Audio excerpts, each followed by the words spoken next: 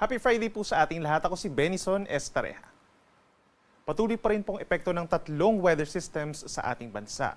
Dito sa parting western sections po ng Northern and Central Luzon, umiihip pa rin po ang malamig na amihan or northeast monsoon. Ito yung hangin po galing dito sa may mainland Asia. Samantala, yung mainit na hangin naman galing sa may Pacific Ocean, also known as the easterlies, nagdadala pa rin ng mga kalat-kalat na ulan at mga thunderstorms. Simula po ngayong hapon hanggang bukas ang madaling araw in many areas of Palawan, Visayas, and Mindanao. At dito naman sa natitirang bahagi ng Luzon, dito sa may southern portion, andyan pa rin ang shear line. Ito yung linyang banggaan ng malamig na amihan at ng mainit na easterlies. Kaya taasahan pa rin po ang mga kalat-kalat na ulan and thunderstorms, lalo na dito sa may Kabikulan, paakyat po ng Quezon, Aurora, hanggang dun sa may Quirino and Isabela. Kaya magbaon po ng payong kung lalabas ng bahay. Basta naman sa ating latest satellite animation, wala tayong namamataan na namang bagyo or low pressure area na papasok ng ating Philippine Area of Responsibility hanggang sa matapos ang linggong ito. Samantala, para sa mga nagtatanong, hindi pa naman po katapusan ng amihan season dahil inaasahan pa natin ang isa o dalawang bugso ng malakas na amihan bago matapos ang Pebrero. Bukas, araw ng mga puso, that's February 14. Araw po ng Sabado, malaking bahagi pa rin ng Eastern Luzon ang magkakaroon ng mataas na tsansa ng mga pag-ulan. Dahil sa shear line, asahan ng mataas na tsansa ng ulan dito sa may Isabela, pababa po ng Quirino, Aurora, hanggang dito sa may Quezon, Camarines Norte, Camarines Sur at Catanduanes, and even itong mainland Cagayan. Yan po ay dahil dun sa shear line, yung banggaan po ng malamig at mainit na hangin. Maminsan-minsan magiging malakas yung mga pag-ulan, lalo na po sa mga kabundukan, kaya't mag-ingat pa rin sa banta ng mga pagbaha at pagguho ng lupa. At magbaon ng payong kung lalabas po ng bahay.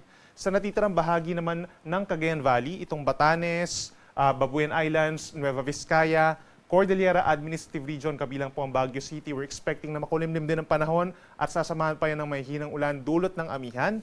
And the rest of Luzon, including Metro Manila, nananatili pa rin bahagyang maulap at minsan maulap ang kalangitan at sasamahan pa rin ng mga pulupulong mga mahihinang pag-ulan dito sa may Northern and Central Luzon.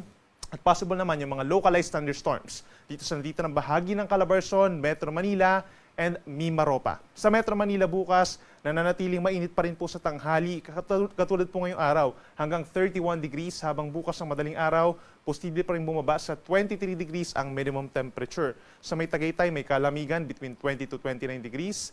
Mas malamig sa may Tuguegarao City between 21 to 27 degrees Celsius. At sa mga mamamasyal po sa may Baguio City, may kalamigan pa rin po sa araw ng mga puso between 15 to 24 degrees Celsius. Sa ating mga kababayan at mamamasyal naman po dito sa may southern portion of Palawan, maging dito rin sa mga probinsya sa may silangan ng Visayas, kabilang ng Leyte, Southern Leyte, Samar at Eastern Samar, mataas ang tsansa ng mga pag-ulan. Dulot po yan ng easterlies o yung mainit na hangin galing sa may Pacific Ocean. Asahan yung mga minsan malalakas sa ulan, nagdudulot pa rin po ng mga pagbaha at pagguho ng lupa. Habang natitirang bahagi ng Palawan and Visayas, we're expecting pa rin po partly cloudy to cloudy skies. Wala namang problema kung magkakaroon tayo ng date sa ating mga loved ones or sa ating mga kaibigan. At aasahan lamang po yung mga pulupulong pag-ulan or pagkidlat pagkulog sa dakong hapon lamang po yan or sa gabi.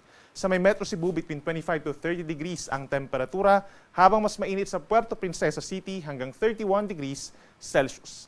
At sa ating mga kababayan po sa Mindanao, may mga lugar pa rin na uulanin dulot ng easterlies.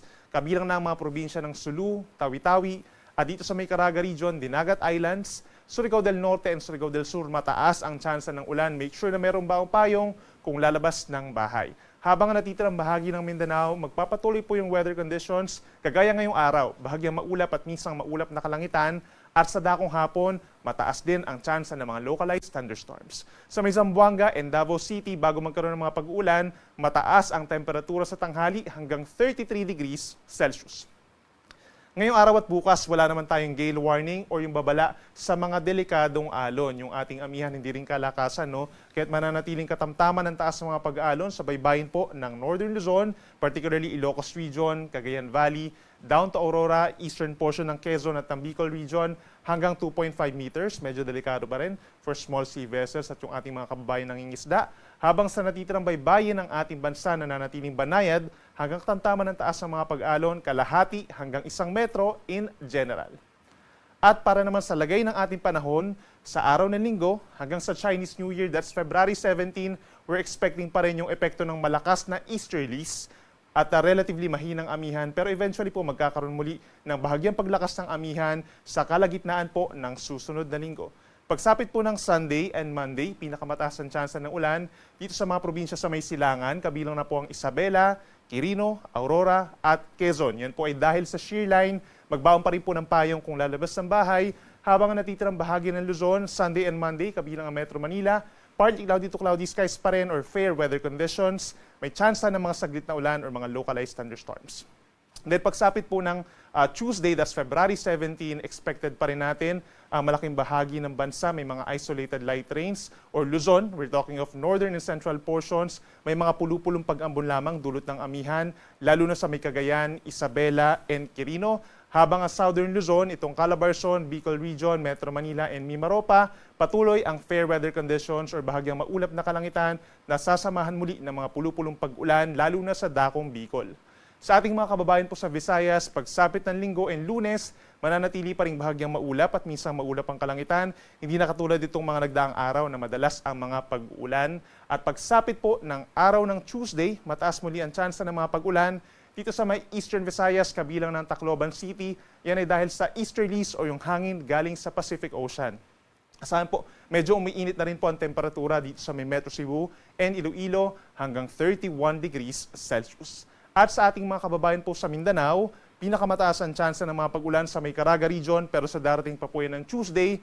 Ngayong Sunday and Monday, asahan pa rin po ang fair weather conditions sa malaking bahagi ng Mindanao and as expected, magkakaroon pa rin ng mga localized thunderstorms sa hapon hanggang sa madaling araw. Hindi naman tutuloy-tuloy pero minsan ay malalakas. And please take note, sa mga kapatagan po, sa mga syudad, matataas ang mga temperatura natin dahil sa malakas na easterlies. For Metro Davao, posible actually umakyat sa 35 degrees Celsius ang pinakamainit na temperatura pagsapit po ng Tuesday, habang sa may Zamboanga City, Cotabato, Jensan, 33 to 34 degrees ang maximum temperature sa tanghali. Ang ating sunset ay mamayang ganap na alas 6 ng gabi at ang sunrise bukas ay 6:21 ng umaga. Yan muna ang latest mula dito sa Weather Forecasting Center ng Pag-asa. Ako muli si Benison Estareja na nagsasabing sa anumang panahon, Pag-asa magandang solusyon. Happy weekend po!